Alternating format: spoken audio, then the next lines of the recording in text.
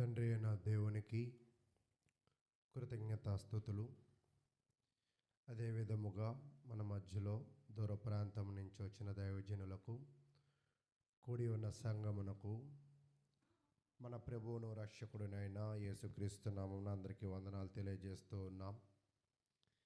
మరి మనము కొద్దిగా కాలము నుంచి ఉదయకాలము యోవేలు గ్రంథాన్ని చదువుకుంటూ ఉన్నాం. సాయంకాలం మనము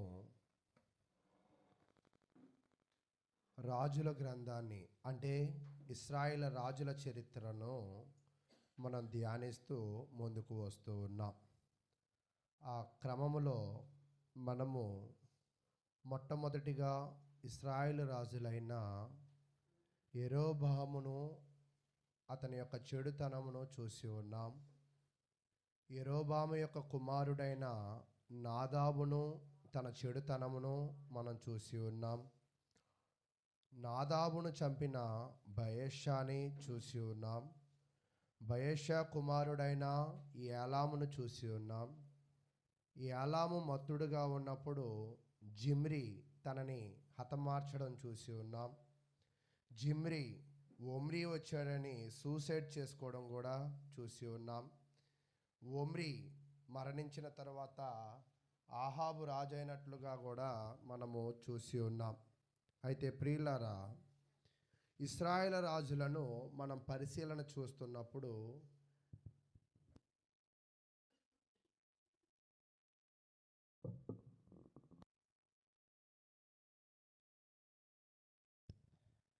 ఏడుగురు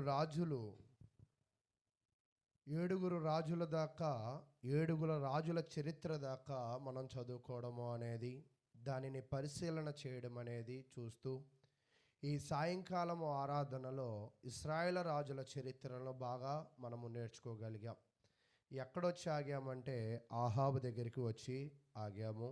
ఇప్పుడు ఆహాబు తర్వాత మనము వెళ్ళిపోదాం. అయితే ఆహాబు కుమార్తె అయిన అతల్యను, తన జీవితాన్ని కూడా మనం చదివాం. అయితే ఆహాబుకి ఒక కుమారుణ్ణి చూస్తూ ఉంటాం. ఆహాబు చనిపోయాడు.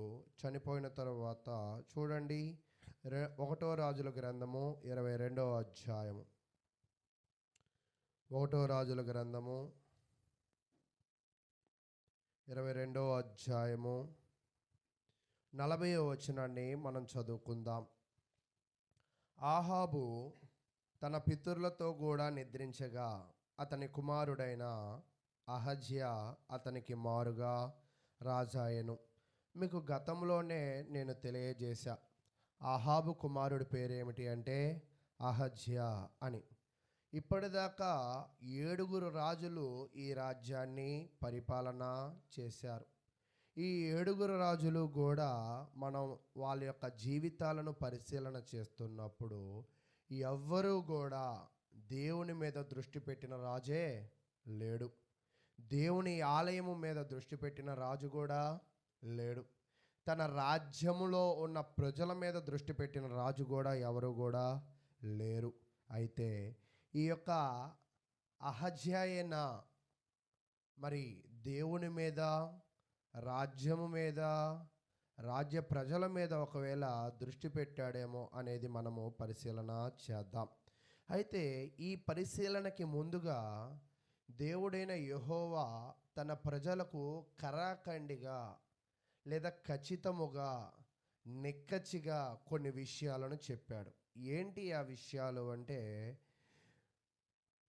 ముందుగా నిర్గమాకాండం మీరు పరిశీలన చేస్తున్నప్పుడు అక్కడ ఒక విషయాన్ని తెలియజేస్తూ ఉంటాడు. నిర్గమాకాండము 20వ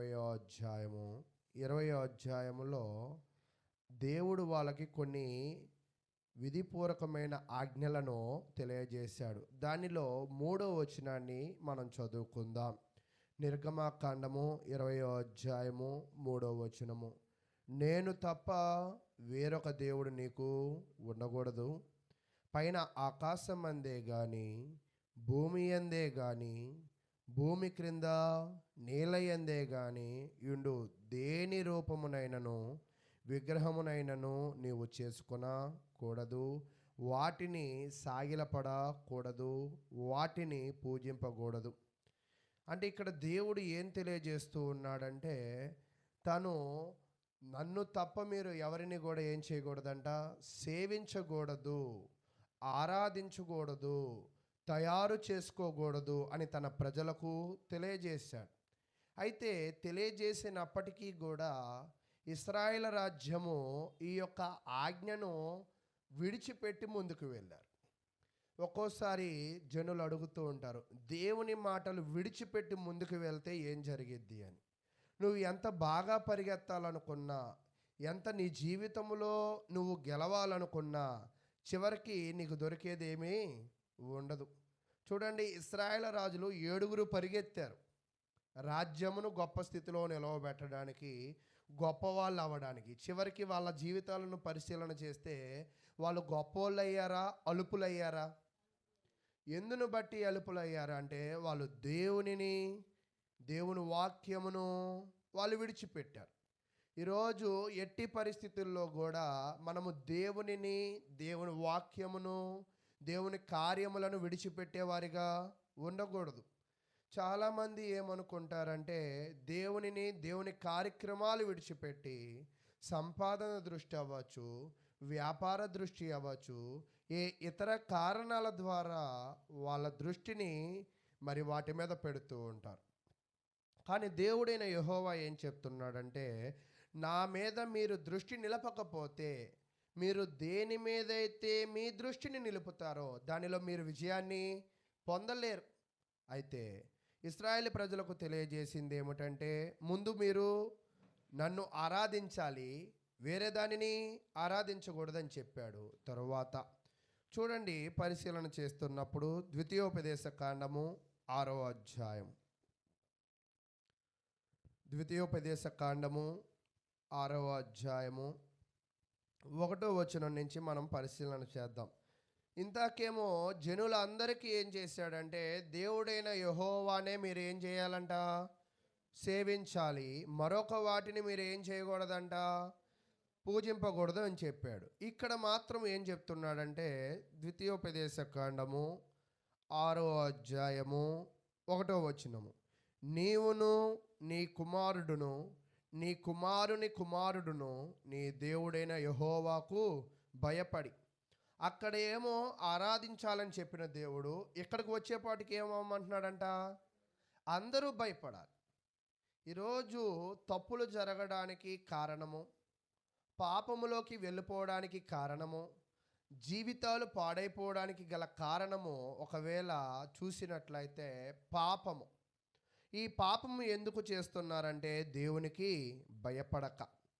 కాబట్టి దేవుడు ఏం చెప్తున్నాడంటే, నన్ను ఆరాధించడం మాత్రమే కాదు కానీ మీరు నాకేమవ్వాలంట, భయపడాలి. ఎంతమంది భయపడాలంటే, నువ్వు భయపడాలి, నీ కుమారుడు భయపడాలి, నీ కుమారుని కుమారుడు కూడా భయపడాలి. అంటే దీని అర్థం ఏమిటి అంటే, సమస్త జనులు కూడా నాకేమవ్వాలంట, భయపడాలి. ఈరోజు మనము దేవునికి ఒకవేళ భయపడి జీవించినట్లయితే, దేవునికి ఒకవేళ భయపడి గౌరవించినట్లయితే ఆయనని, మనము పాపములోకి ఎన్నడూ కూడా వెళ్ళము. అయితే తర్వాత చెప్తున్నాడు, నేను నీకు ఆజ్ఞాపించు ఆయన కట్టడలన్నీయు ఆజ్ఞలన్నీయు నీ జీవిత దినముల అన్నిటను గైకొనుచు నీవు దీర్ఘాయుష్మంతుడు అగునట్లు మీరు స్వాధీనపరుచుకొనుటకు ఏరు దాటి వెళ్ళుచున్న దేశమందు మీరు జరుపుకొనుటకు మీకు బోధింపవలనని మీ దేవుడైన యెహోవా ఆజ్ఞాపించిన ధర్మమంతయు ఆయన కట్టడలు విధులు ఇవే. ఇక్కడ దేవుడు చాలా క్లియర్గా చెప్తున్నాడు. ఏం చెప్తున్నాడు? ముందుగా నన్ను ఆరాధించండి, తదుపరి ఏమి చేయండి, నాకు భయపడండి. ఎంతమంది భయపడాలంట? అందరూ భయపడాలి. భయపడి ఏం చేయాలి అంటే, ఆయన ఆజ్ఞలను కట్టడలను సేవించాలి. ఈరోజు చాలామంది ఏం చేస్తారంటే, వాళ్ళు పుట్టి పెరిగిన ప్రాంతంలో చాలా మంచిగా జీవిస్తూ ఉంటారు. ఇతర రాష్ట్రాలు వెళ్ళినప్పుడు, ఉద్యోగాలు పేరట ఇతర ప్రాంతాలు వెళ్ళినప్పుడు వాళ్ళకి నచ్చినట్లుగా జీవిస్తూ ఉంటాడు. మనం కూడా బైబిల్లో చూస్తూ ఉంటాం, యోహు అనే ఒక రాజు, అంతేనా? యెహో యెహోవా యాద ఉన్నంత కాలం ఎలా బతికాడంటే వాక్యానుసారంగా బ్రతికాడు. యెహోవా యాద చనిపోయాక వాక్యానుసారంగా బ్రతకలేదు. కానీ ఒక మనిషి ఎంతకాలము దేవునికి భయపడాలి, ఎంతకాలము దేవునికి లోబడాలి అంటే జీవిత దినములన్నీయు. ఈరోజు అంటూ ఉంటారు, మా పిల్లలు కూడా దేవుని మాట వినపడాలా, మా పిల్లలు కూడా దేవునికి భయపడాలా అంటారు. లేదా మేము పెద్దవాళ్ళం అయిపోయాం కదా మేము కూడా చేయాలా అంటారు. ఇక్కడ చిన్న పిల్లల మొదలుకొని పెద్దవాళ్ళ వరకు ప్రతి ఒక్కళ్ళు కూడా ఆయనకు భయపడుతూ మీరేం చేయాలంటే ఆయన ఆజ్ఞలను గైకొనేవారిగా ఉండాలి. అయితే అలా గైకొనినట్లయితే దేవుడు నీకేమిస్తా అంటున్నాడంటే దీర్ఘాయుష్నిస్తా అంటున్నాడు. ఈరోజు చాలామంది మీరు బ్రతకడానికి చిన్న నొప్పి వచ్చిన పెద్ద హాస్పిటల్కి వెళ్తారు. ఏంటి దానికి కారణము అంటే ఇంకా ఎక్కువ బ్రతకడానికి. కానీ దేవుడు ఏం చెప్తున్నాడంటే నీకు దీర్ఘాయుషు ఆయన ఇవ్వాలి అంటే నీ జీవిత కాలమంతయు కూడా ఆయనను ఆరాధిస్తూ ఆయనకు భయపడుతూ నీ జీవితం అంతయు కూడా ఆయనకి విధేయుడుగా నువ్వు ఒకవేళ జీవించినట్లయితే నిన్ను స్వస్థపరిచి నీ యొక్క జీవితాన్ని దీర్ఘాయులోకి నడిపించే బాధ్యత ఎవరు తీసుకుంటారంట? ఆయన తీసుకుంటాడు అని తెలియజేస్తున్నాడు. తెలియజేస్తూ చూడండి 4వ వచనాన్ని, ఇశ్రాయేలు వినుము, మన దేవుడైన యెహోవా అద్వితీయుడగు యెహోవా. అంటే ఇక్కడ ఇశ్రాయేలు ప్రజలకు మరి ముఖ్యంగా దేవుడు ఏం చెప్తున్నాడంటే నన్ను ఖచ్చితంగా మీరు తెలుసుకోవాలి, నన్ను తప్ప వేరే ఒకరిని మీరు పూజింపకూడదు, తరువాత నన్ను గురించి నీ బిడ్డలకు కూడా తెలియజేయాలి. చాలామంది క్రైస్తవులు చేసే పొరపాటు ఏమిటి అంటే వీళ్ళు తెలుసుకుంటారు కానీ బిడ్డలకు తెలియజేయరు, లేదా కుటుంబానికి తెలియజేయరు. వాళ్ళు మాత్రము వచ్చి వాక్యం వింటారు, కానీ మీ అబ్బాయి లేరి, మీ అమ్మాయి లేరి, లేదా మీ భార్య లేరి, మీ భార్య ఏది అని అడిగితే ఏం చెప్తారంటే వాళ్ళు ఇంకా రాలేదంటారు. కానీ దేవుడు నిన్ను ఆశీర్వదించాలి అంటే ఆయన చెప్తూ ఉన్నాడు చూడండి 7వ వచనంలో, నీవును నీ కుమారులకు వాటిని అభ్యసింపజేసి. అంటే దేవుడు ఏం చెప్తున్నాడంటే నువ్వు ఆరాధించు, నువ్వు నాకు భయపడు, జీవిత కాలం అంతయు కూడా ఆజ్ఞల ప్రకారంగా నడువు. నడిచిన తర్వాత వాటిని ఎవరికి అభ్యసింపజేయాలంట? నీ బిడ్డలకు. మనం చేస్తున్న ఇంకొక లోపం ఏమిటి అంటే మనము నడవము, ఎవరిని నడవమని ప్రయత్నం చేస్తాము. ఈరోజు చూడండి, నువ్వు నడవకుండా నీ బిడ్డలను నడిపించే ప్రయత్నం నువ్వు ఎంత బాగా చేయి, కానీ అది సక్సెస్ అవ్వదు. ఒక వ్యక్తి తన జీవితంలో సక్సెస్ అయ్యే ఒక విధానమును, ఒక వ్యక్తి తన జీవితంలో దీర్ఘాయువును సంపాదించుకునే ఒక అవకాశమును, ఒక వ్యక్తి తన జీవితంలో ఆశీర్వదింపబడే ఒక అవకాశమును దేవుడు ఇక్కడ తెలియజేస్తున్నాడు. తెలియజేస్తే ఏం చెప్తున్నాడంటే నీ ఇంట కూర్చున్నప్పుడును, త్రోవను నడుచున్నప్పుడును, పడుకున్నప్పుడును, లేచినప్పుడును వాటిని గూర్చి మాట్లాడవలెను, సూచనగా వాటిని నీ చేతికి కట్టుకొనవలెను అని చెప్తూ ఉన్నాడు. అయితే ఈ విషయాలు ఎందుకు మీకు చెప్తున్నానంటే దేవుణ్ణి తెలుసుకోవడంలో 7 రాజులు ఫెయిల్ అయిపోయారు, వాళ్ళు భయపడడంలో 7 రాజులు ఫెయిల్ అయిపోయారు, వాళ్ళ పిల్లలకి వాక్యము నేర్పించడంలో కూడా ఈ 7 రాజులు ఫెయిల్ అయిపోయారు. కాబట్టి వీళ్ళు ఫెయిల్ అయిపోయారు కాబట్టి మీరు వాళ్ళ జీవితాలను చూడండి, ఎక్కడా కూడా ఆ రాజుల జీవితంలో ఆయన క్షేమమునే దయచేయలేదు. అంటే ఒక వ్యక్తికి క్షేమమైన దీర్ఘాయువైన ప్రసాదించాల్సింది ఎవరు? దేవుడే. మరి ప్రసాదించే దేవుణ్ణి విడిచిపెట్టావు అంటే ఆ రెండింటిని ఆయన ఏం చేసేస్తాడంట? తీసేసుకునేవాడిగా ఉంటాడు, లేదా ఇచ్చేవాడిగా ఉండడు. అయితే ఇప్పుడు మీకు ఇదంతా నేను ఎందుకు చెప్పాను అంటే ఇప్పుడు మనం ఏ రాజు గురించి అధ్యయనం చేస్తున్నామంటే ఇశ్రాయేలు రాజు అయిన అహజ్యా గురించి చదువుకుంటున్నాం. మరి ఈ అహజ్యా యొక్క తండ్రి దేవుని ఎడల భయభక్తులు కలిగిన వాడా అంటే లేదు. పోనీ వాళ్ళ తాత ఏమైనా భయభక్తులు కలిగి ఉన్నవాడా అంటే అది కూడా లేదు. వాళ్ళ అమ్మ ఏమైనా భయభక్తులు కలిగిందా అంటే అది కూడా లేదు. పోనీ వీళ్ళు భయభక్తులు కలగకపోగా దేవుని మాటలు ఏమైనా వివరించారా అంటే అది కూడా లేదు. కాబట్టి ఇప్పుడు ఇతని చరిత్ర మనం చదవకుండానే ఇతను ఎలాంటి వాడో మీరు చెప్పండి. ఖచ్చితంగా చెప్పగలరా చెడ్డవాడని? మరలా నా ప్రశ్న అడుగుతున్నాను. తల్లి నేర్పించలా, తాత నేర్పించలా, అమ్మ నేర్పించలా, ఏంటిది? దేవుని మాటలు. కాబట్టి ఇతను ఖచ్చితంగా దేవుని అనుకూలంగా పెరుగుతాడా? లేదా దేవునికి వ్యతిరేకంగా పెరుగుతాడా? ఖచ్చితంగా వ్యతిరేకంగానే పెరుగుతాడు. అంటే చరిత్ర అందుకే పెళ్లి చేసినప్పుడు కూడా ఒక సందర్భాన్ని చెప్తారు. 7 తరాలు అటు ఇటు చూసి చేసుకోవాలి. ఎందుకు చూడాలి తరాలు అంటే గుణగణాలను బట్టి. ఇప్పుడు ఈ అంతేనా? అహజ్యా యొక్క రాజు చరిత్రను మనం పరిశీలన చేస్తున్నప్పుడు, వాళ్ళ తరాలను పరిశీలన చేస్తున్నప్పుడు వాళ్ళు దుష్టులుగా జీవించి మరణాన్ని పొందారు. అయితే ఇప్పుడు అహజ్యాకు వచ్చేద్దాం. ఆహాబు చనిపోయిన తర్వాత ఇతను ఏమయ్యాడంట? రాజు అయ్యాడు. అయితే ఇతను తన దృష్టి దేని మీద పెట్టాడు అనేది మనం పరిశీలన చేద్దాం. ఇప్పుడు రాజ్యంలోకి వచ్చాక రాజులు వాటి దృష్టిని కొన్నిటి మీద పెడతారు. హిజ్కియా చూసినప్పుడు దేవతా స్తంభములను ఏం చేశాడు? పడగొట్టాడు. కోరాహును చూసినప్పుడు దేవుని వాక్యమును ఏం చేశాడంటే ప్రకటించే విషయంలో ముందుకు వెళ్ళారు. రాజులు రాగానే వాళ్ళు చేయాల్సిన కొన్ని పనులను చేస్తారు. ఆ పనిని బట్టి అతని విశ్వాసాన్ని మనము చెప్పవచ్చు. అయితే ఈ యొక్క అహజ్యా జీవితాన్ని చూసినప్పుడు ఇతని దృష్టి దేని మీద ఉన్నది? 2వ దినవృత్తాంతముల గ్రంథము 20వ అధ్యాయం. 2వ దినవృత్తాంతముల గ్రంథము 20వ అధ్యాయము 30వ వచనాన్ని మనము పరిశీలన చేద్దాం. 20వ అధ్యాయము 35వ వచనం.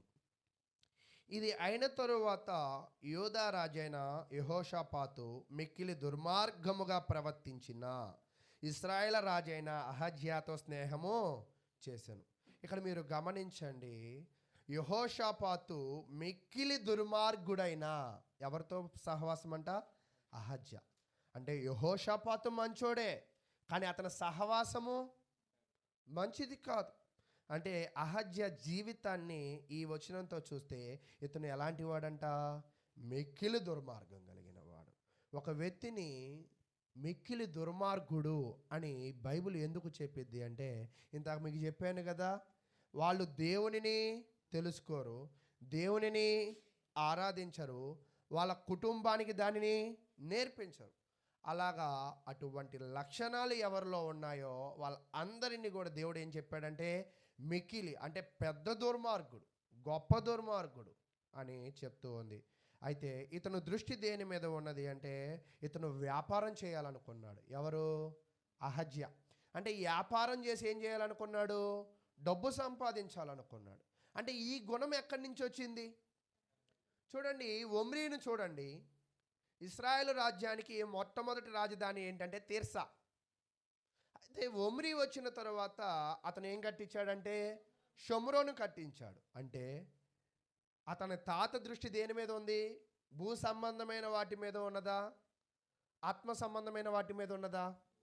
తర్వాత తన తండ్రి ఆహాబు షోమ్రోనుకి దగ్గరగా ఉన్న నాబోతు ద్రాక్ష తోటను కాజేయాలనుకున్నాడు. అంటే ఆహాబు దృష్టి కూడా దేని మీద ఉన్నది? భౌతికమైన వాటి మీద, అంటే డబ్బు మీదే ఒక రకంగా, లేదా రాజ్యము మీదే. తర్వాత అంటే తాత గుణము అదే, తండ్రి గుణము అదే. ఇప్పుడు ఈ యొక్క అహజ్యా గుణము కూడా ఏమిటి అంటే ఆత్మ సంబంధంగా అభివృద్ధి పడాలనే కానీ, దేవునిలో నడవాలనే కానీ, దేవునిలో స్థిరపడాలనే కానీ అటువంటి గుణాలు ఆయనకి ఏమీ లేవు.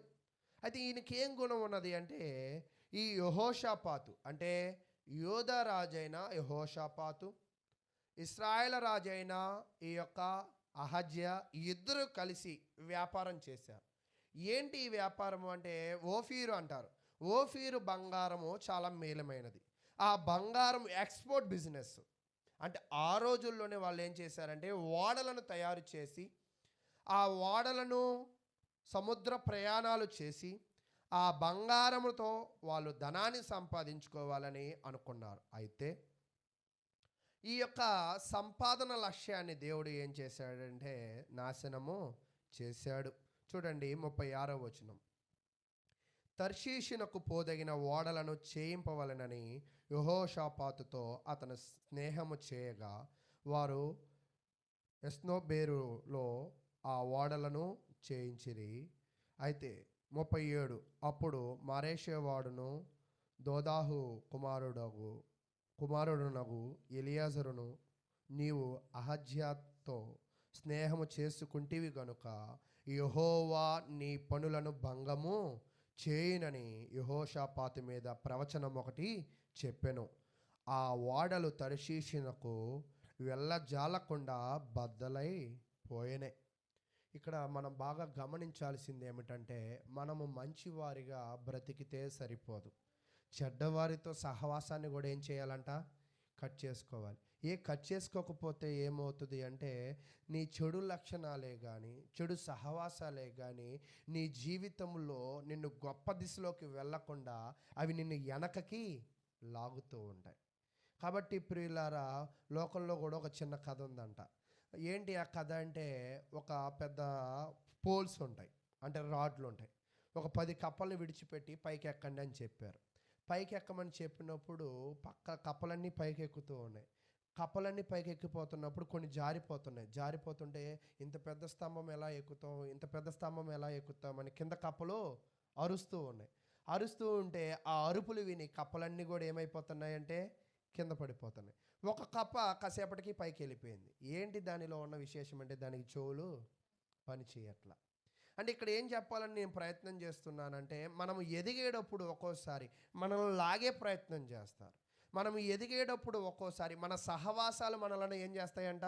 పాడు చేస్తాయి. మనం అభివృద్ధి పడేటప్పుడు ఒక్కోసారి నీ లక్షణాలే, నీ వ్యసనాలే, నీ దురసహవాసాలే నిన్ను ఏం చేస్తాయంటే పాడు చేస్తాయి. అంటే ఇక్కడ మనం గమనించాల్సింది ఏంటంటే, ఎదగాలి అంటే చెడుని విడిచిపెట్టాలి, చెడు సహవాసాలు కూడా విడిచిపెట్టాలి. ఒకవేళ వాటిని పట్టి ఎదగడం అనేది నీ వల్ల కాదు. ఒకవేళ నువ్వు అంటే నువ్వు ఒకవేళ ఎదిగినా కూడా దేవుడు నిన్ను ఏం చేయడంట? చెడ్డవారిని ఆయన ఎదగనివ్వడు అని తెలియజేస్తున్నాడు. అయితే ఎంతో కష్టపడి పార్ట్నర్షిప్ చేసుకున్నాడు యోధారాజుతో. ఎంతో కష్టపడి డబ్బులు సంపాదిద్దామని ఓడలు కట్టించాడు. కానీ ఆ ఓడలు ఏమవ్వలేదంట? ప్రయాణానికి ఇంకా ప్రయాణం అయ్యే లోపలే ఏమైపోయాయంట? బద్దలైపోయాయి అని చెప్తున్నారు. అంటే అహజ్యా దృష్టి అంతా కూడా దేవుని మీద లేదు. దేని మీద ఉన్నది? వ్యాపారం మీద ఉంది. అంటే దుష్టులుగా ఉన్న వ్యక్తుల వ్యాపారాన్ని దేవుడు ఏం చేయడంట? అభివృద్ధి పరచడు. కాబట్టి ప్రియులారా, మన జీవితంలో కూడా మనము ఎలా ఉంటున్నాం, మన దృష్టి ఎటువైపు ఉంటుంది, మన సహవాసం ఎటువైపు ఉంటుంది అనేది మనం చూడాలి. అయితే ఈ యొక్క అహజ్యా రాజుకి ఒక నిక్ నేమ్, మరో పేరు ఫెయిల్డ్ కింగ్, అంటే ఓడిపోయే రాజు లేదా తప్పిపోయిన రాజు. ఎందుకంటే వ్యాపారం చేయాలనుకున్నాడు, గెలిచాడా ఓడిపోయాడా? ఓడిపోయాడు. అయితే ఇతను రాజ్య పరిపాలన చేస్తున్నప్పుడు కూడా తన జీవితంలో కొన్ని సమస్యలు ఆయనకు తీసుకువచ్చాయి. ఏంటి ఆ సమస్యలను మనం చూసినట్లయితే చూడండి, 2 రాజుల గ్రంథము 1వ అధ్యాయం. 2 రాజుల గ్రంథము 1వ అధ్యాయం. అంటే అహజ్యా రాజయ్యాడు, వ్యాపారంలో ఏమైపోయాడు? ఓడిపోయాడు. వ్యాపారంలో ఓడిపోయాడు కదా, ఒకవేళ రాజుగా ఏమైనా సక్సెస్ అవుతాడంటే, అంటే చెడ్డవాడు దేనిలో అడిగేసినా కూడా లోకంలో సామెత ఉంటుంది, అట్టిపండు తిన్నా అరగదు అన్నట్టుగా. అలాగే ఇతను కూడా ఏ రంగంలో కాలు పెట్టినా అతని జీవితం ఏమైపోతుంది? అతనికి ఏమి ఎదురవుతున్నాయి? ఓటమే ఎదురవుతుంది. చూడండి, 2 రాజుల గ్రంథము 1వ అధ్యాయము 1వ వచనాన్ని మనం చదువుదాం. ఆహాబు మరణమైన తరువాత మోయాబీలు ఇశ్రాయేలు వారి మీద తిరగబడిరి. అంటే ఈ ఆహాబు చనిపోయిన తర్వాత ఈ అహజ్యా రాజయ్యాడు. ఈ అహజ్యా బలమైన వ్యక్తి కాదని, ఈ అహజ్యా బలహీనుడని ఎవరు గుర్తించారు? మోయాబులు గుర్తించారు. గుర్తించి మోయాబీల యొక్క రాజ్యము వాళ్ళలో కొంత ఉన్నది కాబట్టి దాని నుంచి వాళ్ళు స్వతంత్రులు కావాలని మోయాబీలు ఆ యొక్క అహజ్యా రాజు మీద తిరుగుబాటు చేశారు. దావీదు కాలంలో ఈ యొక్క మోయాబీలు యొక్క భూభాగమును ఆయన కలుపుకున్నాడు. అంటే పితరుల ఆస్తిని ఈ యొక్క అహజ్యా ఏం చేసుకోలేకపోయాడు, కాపాడుకోలేకపోయాడు. దానికి గల కారణం ఏంటంటే అతని చేతకానితనము అని చెప్పుకోవచ్చు, లేదంటే అతని పాపము అని చెప్పుకోవచ్చు, లేదంటే అతని యొక్క విధేయత అని చెప్పుకోవచ్చు. అంటే చూసారా, వ్యాపారం చేసి డబ్బులు అనుకున్నాడు, వ్యాపారంలో ఏమైపోయాడు, ఫెయిల్ అయిపోయాడు. ఒకవేళ రాజ్యముని ఏం చేయాలి, ఉన్నదైనా కాపాడుకోవాలి, లేదంటే దాన్ని అభివృద్ధి అయినా చేసుకోవాలి. కానీ ఉన్నది కాపాడుకోలేక పోయాడు. అంటే ఇతను బలహీనుడుగా మనకి కనపడుతున్నాడు. ఎందుకంటే ఇతను పెద్ద యుద్ధ ప్రతిపాదకులు తెలిసిన వ్యక్తి కూడా కాదుగా అన్నట్టు మనకు కనపడుతుంది. ఒకవేళ యుద్ధ ప్రతిపాదకులు తెలిసిన రాజు అయితే మోయాబులు ఎదురు తిరిగే వాళ్ళ, అంటే ఇతను దృష్టి అంతా కూడా మనీ మైండెడ్గా ఉన్నది తప్ప రాజ్యమును అభివృద్ధి పరచుదాము, రాజ్యములో దేవుని వాక్యమును స్థిరపరుద్దాము, రాజ్యములో నా తండ్రి కన్నా మరింతగా నేను, లేదా దేవునికి అనుకూలమైన ఒక రాజ్యముగా దీన్ని తీర్చిదిద్దుదామనే ఆలోచన అతనిలో లేదు. అయితే కాబట్టి వ్యాపారంలో ఫెయిల్, కింగ్గా అంటే రాజుగా కూడా ఫెయిల్ అయిపోయాడు. అయితే అతని ఆరోగ్యము కూడా ఏమైందంటే క్షీణించిపోయింది. తన ఆరోగ్యము కూడా పాడైపోయింది. ఎలా పాడైపోయింది అంటే, ఇప్పుడు ఇశ్రాయేల్ రాజ్యానికి రాజధాని ఏమిటి, షమ్రోన్. ఇంతకుముందు తీర్సా, ఇప్పుడు షమ్రోన్. ఈ షమ్రోనులో అతను ఏం జరిగిందంటే, 2వ వచనం చూడండి. 2 రాజుల గ్రంథము 1వ అధ్యాయము 2వ వచనం.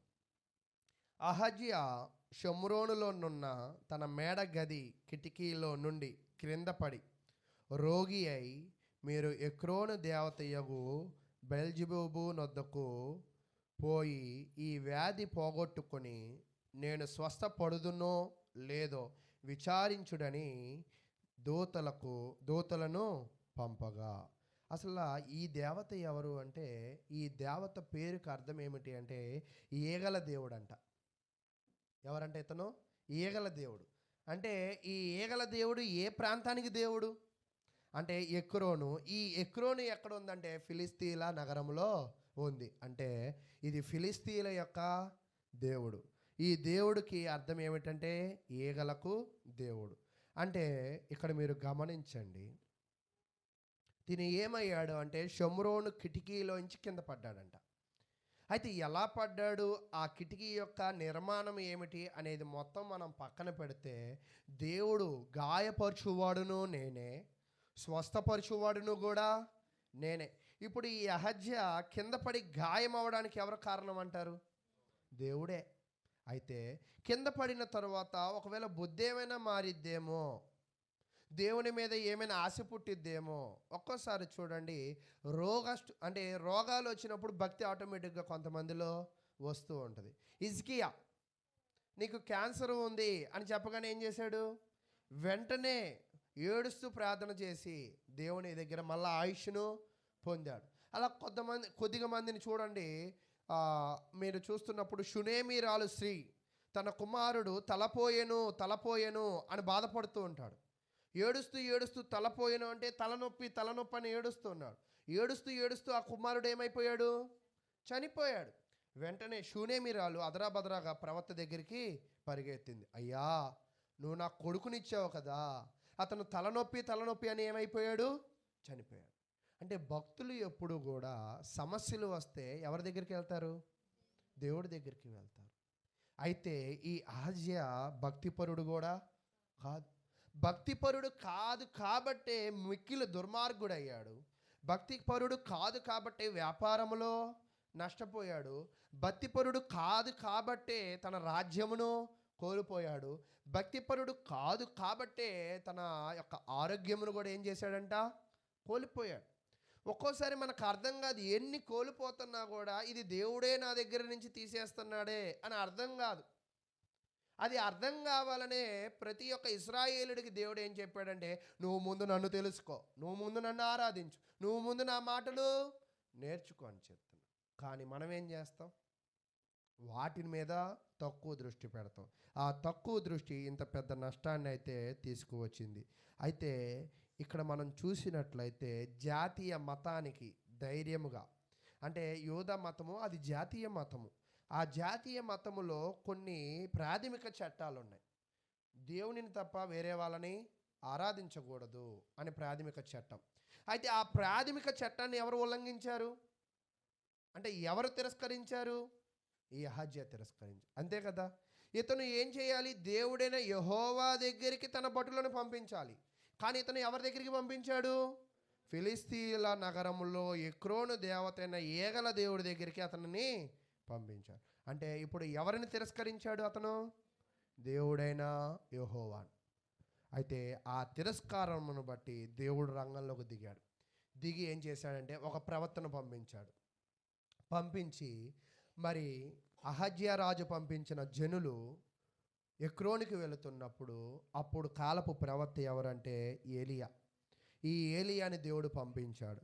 ఈ ఏలియా అంటేనే అప్పటికే ఆహాబుని యెజబెల్ని గడగడ ఆడించిన ఒక ప్రవక్త.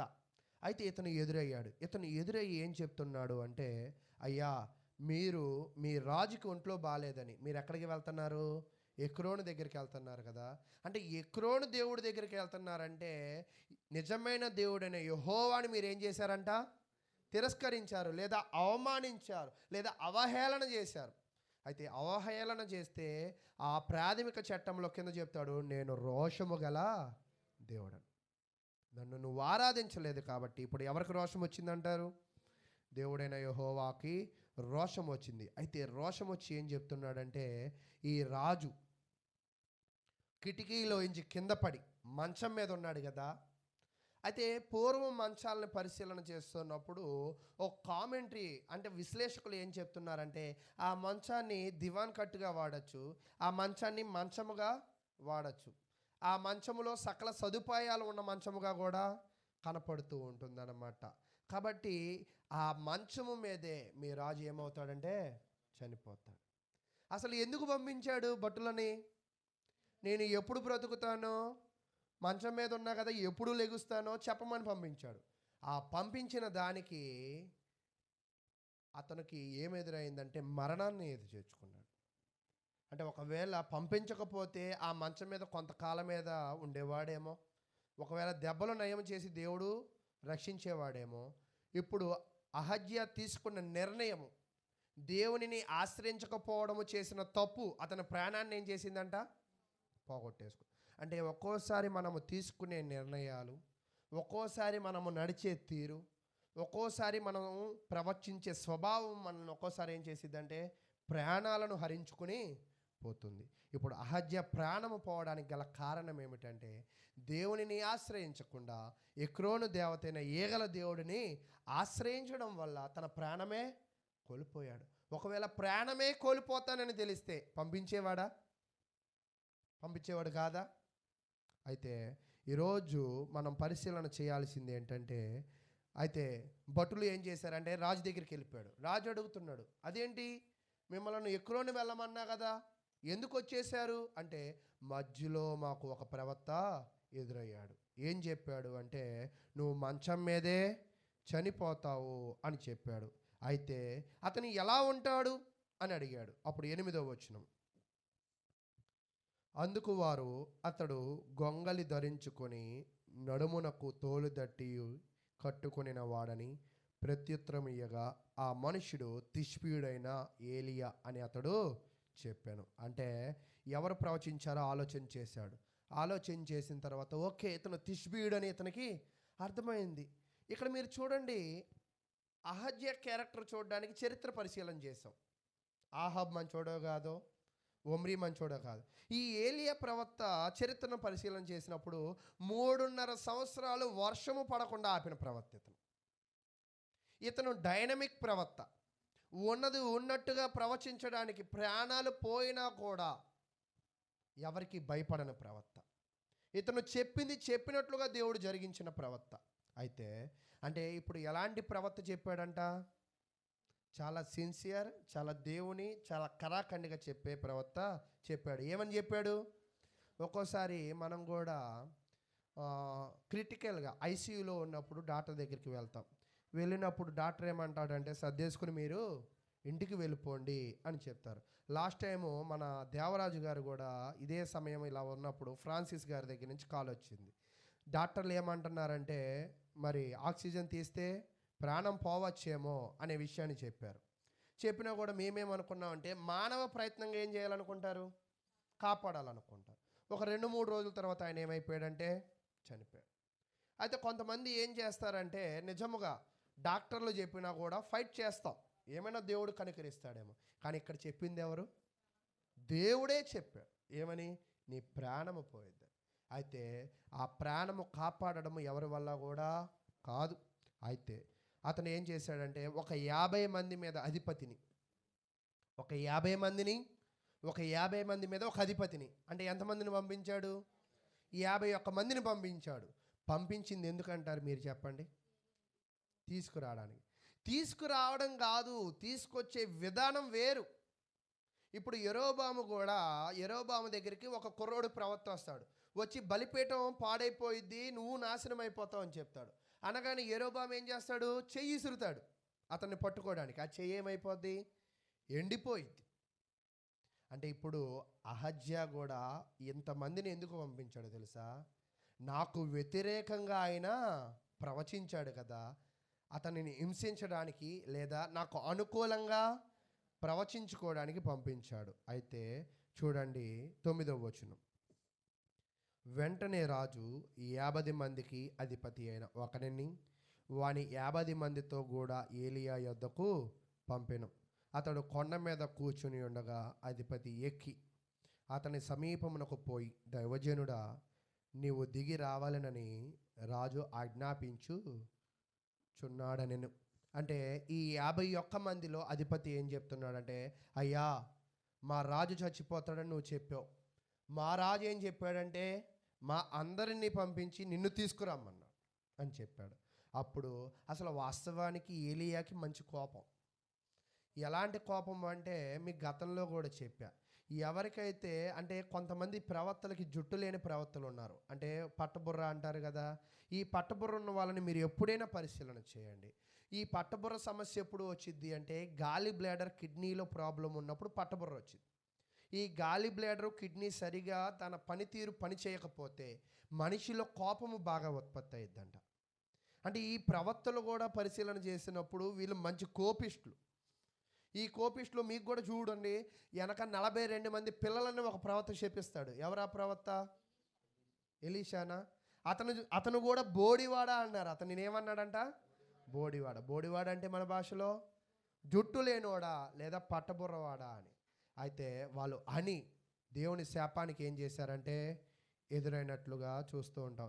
ఏలియా, ఎలీషా వీళ్ళందరూ మంచి కోపిష్టి ప్రవక్తలు. అంటే ఈ కోపాన్ని ఇక్కడ ఏం చేశాడంటే వాళ్ళు వచ్చిన ఉద్దేశము ప్రవక్తకు తెలుసు. వాళ్ళు వేడుకునే విధానం కూడా వాళ్ళకి చేత కాల. ప్రవక్తని ఎలా తీసుకువెళ్ళాలో వాళ్ళకి చేత కాల. వాళ్ళు మాట తీరు ప్రవక్త ఎలా తీసుకున్నాడంటే కమాండ్గా చెప్పాడు, రిక్వెస్ట్ కాదు. కమాండ్కి రిక్వెస్ట్కి తేడా ఉంది. ఇప్పుడు రాజు ఏం చేశాడు? కమాండా రిక్వెస్టా?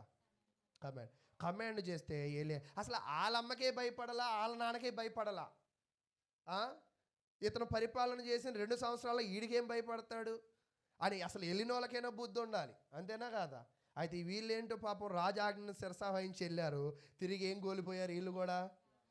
ఒకడి కోసం ఎంతమంది ప్రాణాలు కోల్పోయారంటే 51 మంది ప్రాణాలు కోల్పోయారు. ఒక్కోసారి మనం కూడా ఒక దుర్మార్గుడికి సపోర్ట్ చేస్తూ మన జీవితాలు కూడా కోల్పోతాం. ఒక దుర్మార్గుడితో సహవాసం చేస్తూ మన ఆస్తిని కూడా కోల్పోతాం. ఒక్కోసారి ఇలాగే మైకిల్ గారి బ్రదరు బండి తోలుతూ ఉన్నప్పుడు ఒక లిఫ్ట్ అడిగాడంట. లిఫ్ట్ అడిగినప్పుడు ఆయన ఇచ్చాడు. తర్వాత ఆయన తీసుకెళ్ళి జైల్లో వేశారు. ఏంటంటే ఆ వెనకోడు మంచోడు కాదంట. అంటే ఒక్కోసారి చూడండి, దుర్మార్గుల సహవాసం మనకి ఎప్పుడు ఏం తెచ్చిద్ది? కీడునే తీసుకొచ్చింది. అయితే ప్రియులారా ఏం జరిగిందో చూడండి. 9వ వచనం అయిపోయింది కదా. 10వ వచనం.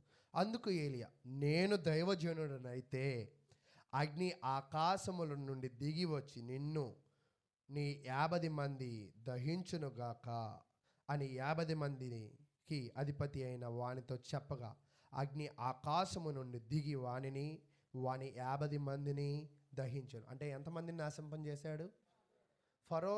ఫరోని విడిచిపెట్టినట్టు దేవుడు ఇక్కడ ఎవరిని విడిచిపెట్టలా. ఈ 51 మందిని కూడా నాశనం చేశాడు. ఈ వార్త ఆయన దగ్గరికి వెళ్ళిపోయింది. అయ్యా, నువ్వు పంపించిన 50 మంది చచ్చిపోయారు, లేదా 51 మంది చచ్చిపోయారు అని చెప్తున్నాడు. అయితే ఇక్కడ పోటీ ఏర్పడింది. ఏంటో తెలుసా పోటీ? మళ్ళా పంపించాడు. ఎవరు? అహజ్యా. అంటే ఏమాత్రం తగ్గట్లా. ఈయనే తగ్గకపోతే వీళ్ళమ్మని వీళ్ళ నాన్నని లెక్క చేయను ఆయన, ఈయన తగ్గుతాడా? 450 మంది ప్రవక్తలు ఒకవైపు, ఈయన ఒకవైపు ఉన్నవాడు ఒకానొక టైంలో. అంటే ఇతను డేర్ అండ్ డాషింగ్ ఉన్న ప్రవక్త, ఈయనేమి కూడా తగ్గట్లా. అయితే ఇతను కూడా ఏం చేశాడంటే మళ్ళీ 51 మంది వచ్చారు. వచ్చి నిన్ను రాజు తీసుకురమ్మంటున్నాడు అన్నాడు. సేమ్ రిపీట్ అయ్యిద్ది అంటాడు కదా ఒక్కోసారి. అదే రిపీట్ అయింది మరలా. నేను నిజమైన ప్రవర్తన అయితే ఈ 51 మందిని కూడా అగ్ని ఏం చేసిద్దంట? దహించి వేసిద్ది.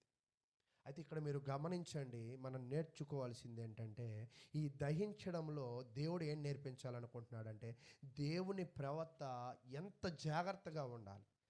అంటే దేవుని యొక్క వ్యక్తులతో, దేవుని యొక్క సేవకులతో ఎంత మర్యాదగా నడుచుకోవాలి ఇక్కడ మనము నేర్చుకోవాలి. చాలామంది దేవుని సేవకులను గౌరవించిన సంఘాలు ఉన్నాయి. దేవుని సేవకుల మాటలను లెక్క చేయని సంఘాలు కూడా ఉన్నాయి. దేవుని యొక్క సేవకుని మాటలు లోబడిన సంఘాలు కూడా ఉన్నాయి. దేవుని యొక్క సేవకులను అవమానించే సంఘాలు కూడా ఉన్నాయి. దేవుని యొక్క సేవకులకు వెన్నుపోట్లు తీసేవాళ్ళు, వెనక మాట్లాడే వాళ్ళు కూడా ఉన్నారు. అయితే మరి వీళ్ళ పరిస్థితి ఏం చేస్తాడు దేవుడు? ఒక ప్రవక్తని విమర్శిస్తేనే దేవుడు ఏం చేశాడు? 102 మందిని చంపేశాడు. ఎంతసేపట్లో? సమయం ఏం పట్ల. అయితే ప్రియులారా, కాబట్టి ఈరోజు మనం నేర్చుకోవాల్సింది ఏమిటంటే భక్తిని నేర్చుకోవాలి, విధేయతను నేర్చుకోవాలి, దేవుని సేవకుని ఏం చేయడం నేర్చుకోవాలి? గౌరవించడం నేర్చుకోవాలి.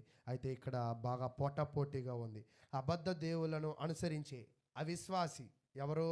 ఈ యొక్క అహజ్యా. ఈ నిజమైన ప్రవక్తతో ఏం చేశాడు? పోటీకి వెళ్ళాడు. ఇప్పుడు ఈ పోటీలో ఎవరు గెలుస్తారు? నువ్వు ఎంతమందినైనా పంపి, మరలా అదే రిపీట్ అయ్యిద్ది. అది ఎవరికి తెలియట్లా? అహజ్యాకి తెలియట్లా. మరలా 50 మందిని పంపించాడు ముచ్చటగా.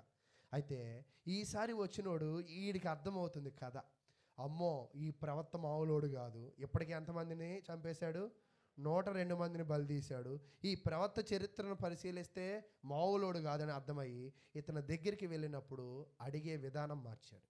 అయ్యా, నీ సేవకుడైన నా ప్రాణమును నువ్వేం చేయాలంటే, చూడండి అక్కడ చెప్తూ ఉన్నాడు 13వ వచనము, 3వ గుంపు ఇది. ఇంకను రాజు 50 మందికి అధిపతి అయినా. ఇక్కడ మీరు గమనించండి, 102 మంది చచ్చిపోయిన తర్వాత ఇప్పుడు వెళ్ళే వాళ్ళకి ఖచ్చితంగా ఏముండాలి? భయం ఉండాలి. రెండోది ధైర్యం ఉండాలి. దేవుడు నేర్పించాలనుకున్న భయం నేర్పించేశాడు ఎలీషా ప్రవక్త. దేవుడు నేర్పించాలనుకున్న విధేయత నేర్పించేశాడు ఎలీషా ప్రవక్త. ఎలాగా? ఏలియా ప్రవక్త ఎలాగా? శిక్షించడం ద్వారా. అంటే ఒక్కోసారి చెప్తే అర్థం కాదు, ఏం చేయాల్సిందే? కొట్టాల్సిందే. కొడితే అర్థమైంది. అంటే ఈరోజు నిజంగా దేవుడు కూడా అనేక మార్లు చెప్తాడు ప్రవక్తల ద్వారా, వినం కదా మనం. ఒక్కోసారి సేవకుడు కూడా హెచ్చరిస్తాడు, అమ్మా ఇది పద్ధతి కాదమ్మా, ఇది ఇలా ఉండాలమ్మా అంటాడు. వింటావా? నువ్వేంటయ్యా చెప్పేది బోడివాడి అని అంటాడు. ఇప్పుడు బోడివాడు అన్నోడికి ఏమైంది? 42 మందిని చీల్ చేశాడు, 102 మందిని దహించేశాడు. వీళ్ళ పరిస్థితి ఎలా ఉందంటే ఈసారి వచ్చిన అధిపతి జ్ఞానం కలిగిన అధిపతి. ఎలాగా డీల్ చేశాడో చూడండి. 50 మంది మీద అధిపతి అయిన ఆ 3వ వాడు వచ్చి ఏలీ ఎదుట మోకాళ్ళని, దైవజనుడా అంటే మాట్లాడేటప్పుడే ముందేం చేశాడంట? గౌరవించాడు. ఈరోజు నిజంగా సేవకుడి ముందే కాళ్ళు వేసుకొని కూర్చున్న వాళ్ళు ఉంటారు. సేవకుల్ని చాలా కించపరిచే వాళ్ళు ఉంటారు. సేవకులని అసలు మనం చూస్తూ ఉన్నప్పుడు యేసుక్రీస్తుని అవమానించిన ప్రతి ఒక్కరిని మూర్ఖులు అన్నట్లుగా ఈరోజు సేవకుల్ని ఎవరైతే అవమానిస్తూ ఉంటారో, సేవకునికి వ్యతిరేకంగా ఎవరైతే నిలబడతారో వాళ్ళ జీవితాలను కూడా ఖచ్చితంగా దేవుడు దహిస్తాడు. అది తెలుసుకుని ఈ అధిపతి ఏం చేశాడంటే అతను ముందుగానే గౌరవించడము ప్రారంభించాడు. దైవజనుడా, దయచేసి నా ప్రాణమును, నీ దాసులైన ఈ 50 మంది ప్రాణములను నీ దృష్టికి ప్రియమైనవిగా ఉండనేము అంటే రిక్వెస్ట్. 2 సార్లు ఏమొచ్చింది? ఆర్డర్ వచ్చింది. ఇది అంటే నేర్పించేశాడు. ఎన్నో ట్రిప్పులో? 3వ ట్రిప్లో. అదేదో మొదటి ట్రిప్లోనే నేర్చుకుని వస్తే ఎంత బాగుండు, 102 మంది ప్రాణాలు బాగుండేవి కదా. అంటే నిజంగా ఒక్కోసారి అన్నీ ఉన్నప్పుడు మనకి అర్థం కావు. కోల్పోతేనే ఒక్కోసారి ఏమవుతుందంట, అందుకే లోకంలో కూడా సామెత ఉంటుంది, చేతులు కాలిన తర్వాత ఏం పట్టుకుంటే ఏం ప్రయోజనం. 102 మంది ప్రాణాలు పట్టుకుని పోయిన తర్వాత అర్థమైంది ఎవరికి, పంపించినోడికి అర్థం కాల, వచ్చిన వాళ్ళకి అర్థమైంది మేము సరిగా హ్యాండిల్ చేయకపోతే మేం పోతామని. అయితే ఇక్కడ వచ్చాడు. అయితే సరే, అతను చేసిన రిక్వెస్ట్ను బట్టి, అతను చూపించిన విధేయతను బట్టి ప్రవక్త ఏం చేశాడంటే ఏలియా అహజ్యా రాజు దగ్గరికి వెళ్ళాడు. అయితే రాజు ఎందుకు పిలిచుంటాడు? కన్ఫ్యూజ్ అయిపోయామండి. ఇన్ని చెప్పారు మీరు, ఏం గుర్తుపెట్టుకుంటాం మేము? చచ్చిపోతా అన్నాడు కదా, సరే ఎందుకు పిలిచాడు? చచ్చిపోతా అన్నాడు, సరే నా ఆస్తి ఎంత ఉంది నువ్వు తీసుకో అని చెప్తాడు ఆ ప్రవక్తకి. ఏం చెప్పాలని? అయ్యా నువ్వు నన్ను చంపాలనుకున్నావు. ఫస్ట్ ఏమనుకున్నాడే, విరవీగాడు. అయితే దేవుని మాట ఎప్పుడు, యేసుక్రీస్తు గురించి ఒక మాట ఉంటుంది, యేసుక్రీస్తు నిన్న లేడు ఒకటే రీతిగా ఉన్నాడు. యేసుక్రీస్తుని బైబిల్ దేంతో పోలుస్తుందంటే వాక్యముతోనూ ప్రవచనంతో పోలుస్తుంది. ప్రవచనాలు ఎప్పుడు కూడా మారవు, నెరవేరుతాయి. ఈ ప్రవక్త ఆల్రెడీ ఏం ప్రవచించాడు? చచ్చిపోతాడని. ఒకవేళ దగ్గరికి పిలిస్తే ఏమైనా మారిద్దా? మారదు. అయితే ఈ ప్రవక్త కూడా దగ్గరికి వచ్చి కూడా ఏం చెప్పాడంటే ఖచ్చితంగా 16వ వచనం, నువ్వు చేసిన తప్పు ఏంటో తెలుసా? 16వ వచనం, అతడు వచ్చి రాజును చూచి విచారణ చేయుటకు ఇశ్రాయేలు వారి మధ్య దేవుడన్నవాడు లేడు అనుకుని నువ్వు ఎక్రోను దేవతయగు బెల్జెబూబు వద్ద విచారణ చేయుటకై దూతలను పంపితివే. అంటే వెళ్ళగానే మ్యాటర్లోకి వచ్చేసాడు. చాలామంది మ్యాటర్లోకి వచ్చేసి ఏం చెప్పాడంటే, దేవుడు నిన్నెందుకు శిక్షించాలనుకున్నాడంటే, కింద పడితే పడ్డావు, ప్రాణంతో బతికేవాడి, నీ ప్రాణం కోల్పోవడానికి ఏంటో తెలుసా నువ్వు చేసిన తప్పు? ఇశ్రాయేలు దేవుడు లేడనా అక్కడికి వెళ్ళావు? ఆ ఈగల దేవుడు నిన్ను కాపాడతాడనా? అంటే నిజమైన దేవుని నువ్వు తిరస్కరించావు కదా, ఆ తిరస్కారమే నీకేం చేసిందంటే నీ ప్రాణం కోల్పోవడానికి అయింది. కాబట్టి నిశ్చయముగా నువ్వు నీ మంచం మీద నువ్వేం చేస్తావంటే చనిపోతావు అని చెప్పాడు. ఖచ్చితంగా అహజ్యా 2 సంవత్సరాలు రాజ్యాన్ని పరిపాలన చేసి మంచము మీద ఏమైపోయాడంటే చనిపోయినట్లుగా మనం చూస్తూ ఉన్నాం. కాబట్టి ప్రియులారా, ఇక్కడ మీకు ఏం తెలియజేయాలనుకుంటున్నానంటే, మనము పోటీకి దేవునితో వెళ్ళకూడదు. మొండితనముగా దేవునితో, అంటే ఇంతకు ముందు వెళ్ళిన 102 మంది మొండోళ్ళు, ఎవరో ఒకళ్ళు బుద్ధి కలిగిన వాళ్ళు అయితే ఈయనతో సరిగా హ్యాండిల్ చేయకపోతే ఏమైపోతాం, చచ్చిపోతాం అని చెప్పాలా? అయితే ఈరోజు మనం కూడా సంఘమునే కానీ దేవుని గ్రంథమునే కానీ సరిగా హ్యాండిల్ చేయం. ఎప్పుడైతే మనకి హ్యాండిల్ చేయడం చేత కాదో అది మనల్ని తిరిగి ఏం చేసిద్దంట, ప్రాణాలు తీసిద్ది. అంటే ఈరోజు అందరిళ్ళల్లో బైబిల్లో ఉన్నాయంటే బైబిల్లో ఉంటాయి, కానీ అందరిళ్ళల్లో వాక్యానుసారమైన జీవితాలు ఉన్నాయా అంటే, భక్తితో కూడిన భక్తి ఉన్నదా అంటే, సేవకుని గౌరవించే కుటుంబంగా ఉన్నారా? లేదా సేవకుని ఆతిథ్యం ఇచ్చే కుటుంబంగా ఉన్నారా? సేవకుడి యొక్క దేవుని మాటకు లోబడే కుటుంబంగా ఉన్నాయా? లేవే. అంటే నీకు హ్యాండిల్ చేయడం సరిగా చేతకాల. దేవుడు సంఘంలో నడిపించాడు, సంఘంలోకి వచ్చాక నువ్వేం చేయాలంటే సంఘ కార్యక్రమాలని సరిగా ఉపయోగించుకోవాలి, దేవుని సరిగా ఉపయోగించుకోవాలి. దేవుని యొక్క మాటలు సేవకుడు బోధిస్తున్నప్పుడు సరిగ్గా వినాలి.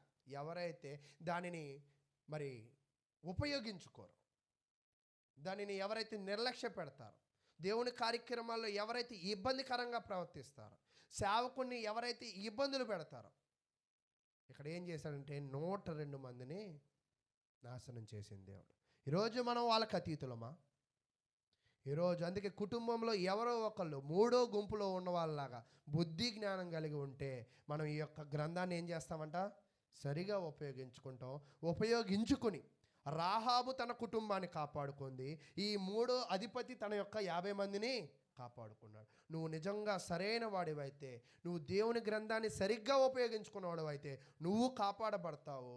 నీ భక్తి సరైనది అయితే నీ కుటుంబము కూడా కాపాడుకోవడానికి ప్రణాళికలను సిద్ధపరుస్తావు. అటువంటి వాడిని దేవుడు ఏమంటాడంటే భక్తిపరుడు అంటాడు.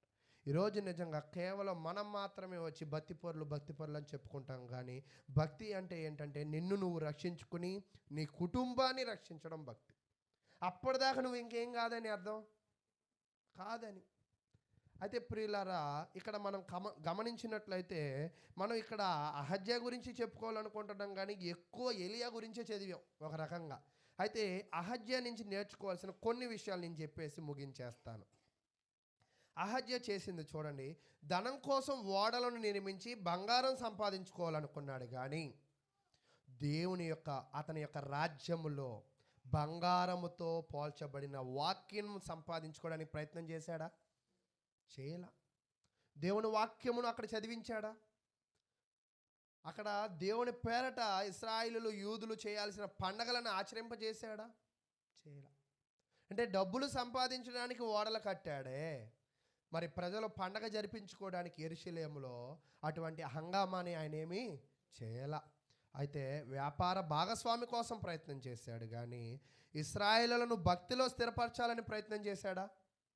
అంటే డబ్బు సంపాదించాలని ప్రయత్నం చేశాడు, కానీ రాజ్యాన్ని స్థిరపరచాలని ప్రయత్నము చేయాల. పార్ట్నర్షిప్ను కలుపుకోవడానికి యెహోషాపాతుతో ప్రయత్నం చేశాడు, కానీ రాజ్యములో ప్రజలను భక్తిలో స్థిరపరచాలని ప్రయత్నము చేయాల. ప్రాణము కాపాడుకోవడానికి 102 మందిని పంపించాడు, కానీ ఆ యొక్క ప్రాణము కాపాడుకోవడానికి వాక్యానుసారమైన ప్రయత్నం అనేది ఆయన చేయాలి. అంటే ఇక్కడ మీరు గమనించినట్లయితే ప్రాణము కాపాడుకోవడానికి ప్రవర్తన ఆశ్రయించాడు, కానీ రాజ్యాన్ని కాపాడుకోవడానికి ప్రవర్తన ఆశ్రయించలా. అయితే అనారోగ్యంగా ఉన్నప్పుడు ఆయన బయలును ఆశ్రయించాడు తప్ప దేవునిని ఆశ్రయించలా. భక్తితో బయలు దగ్గరికి వెళ్ళాడు, కానీ భక్తితో దేవుని ప్రవక్త దగ్గరికి ప్రజలను పంపించల. అంటే ఇవన్నీ మీరు చూస్తున్నప్పుడు ఈయన గుణాలలో ఉన్న లోపాలు. ఈ లోపాలకి గల కారణం ఏమిటి అంటే దేవుణ్ణి నిర్గమకాండంలో తెలుసుకోకపోవడం, ద్వితీయోపదేశ కాండంలో ఉన్నట్టు తన తల్లిదండ్రులు అతనికి నేర్పించకపోవడం, ఇతను తన రాజ్యానికి నేర్పించాలనే ఉద్దేశము లేకపోవడం. ఇవన్నీ కూడా ఏం చేసిందంటే తన యొక్క దీర్ఘాయువును తీసేసి. ఇందాక చెప్పా కదా, దీర్ఘాయువును ఆయన ఎవరికి ఇచ్చాడు? లోబడిన వాళ్ళు. కాబట్టి ప్రియులారా, మన జీవితంలో అహజ్యా చేస్తున్న పొరపాట్లే తెలుసో తెలియక మనం కూడా చేస్తూ ఉంటాం. ఆ పొరపాట్లు ఒకవేళ మనం తెలిసి సరిదిద్దుకున్నట్లయితే యోవేలు గ్రంథంలో పశ్చాత్తాపడిన ప్రజలను దీవించిన దేవుడు ఏ కాలంలో అయినా కూడా దీవిస్తాడు. కాబట్టి అహజ్యా ఇతను తన జీవితంలో వ్యాపారం కోల్పోయింది, ఆరోగ్యము కోల్పోయింది, రాజ్యము కోల్పోయింది, తన యొక్క సైన్యము కోల్పోయారు, చివరికి తన ప్రాణమే కోల్పోయింది. కోల్పోవడానికి పుట్టినోడు ఎవరైనా ఉన్నాడంటే ఈ అహజ్యానే. తన జీవితము మరి చక్కగా డబ్బుతో సంపన్న కుటుంబంలో పుట్టాడు, కానీ ఆ యొక్క సంపన్నతను అనుభవించలేకపోయాడు. మీ కీర్తన గ్రంథం 127లో అంటూ ఉంటాడు, బిడ్డలు ఐశ్వర్యాన్ని అనుభవించాలన్నా కూడా అది ఎవరు ఇవ్వాల్సిందే. అంటే ఐశ్వర్యాన్ని అనుభవించే హక్కు అర్హత ఎవరికి ఇవ్వాలా? దేవుడు అహజ్యాకి ఇవ్వాల. ఈరోజు చాలామంది ఏమనుకుంటామంటే సంపాదించాలని పరుగెడతాం, సంపాదన మొత్తం కళ్ళ ముందు పెట్టుకుంటాం. ఈ లోపల బీపీ అటాక్ అయ్యింది, ఈ లోపల షుగర్ అటాక్ అయ్యింది, ఈ లోపల మోకాలు జాయింట్లు పోతాయి, ఈ లోపల ఏ తిన్నామో మర్చిపోయే మతిమరుపు కూడా అటాక్ అయ్యింది. ఎందుకు ఇదంతా సంపాదించావా అంటే అది వచ్చి ఎవడో ఎత్తుకుపోతాడు. ఈ అహజ్యా పరిస్థితి కూడా ఏమైపోయిందంటే పాపం అంతా ఉంది, కానీ మనశ్శాంతి, క్షేమము, ఆరోగ్యము, ప్రాణమే లేదు. అయితే ఇంకా మనం తెలుసుకున్నట్లయితే వివరించుకుంటే చాలాసేపు ఇంకా అవుతుంది.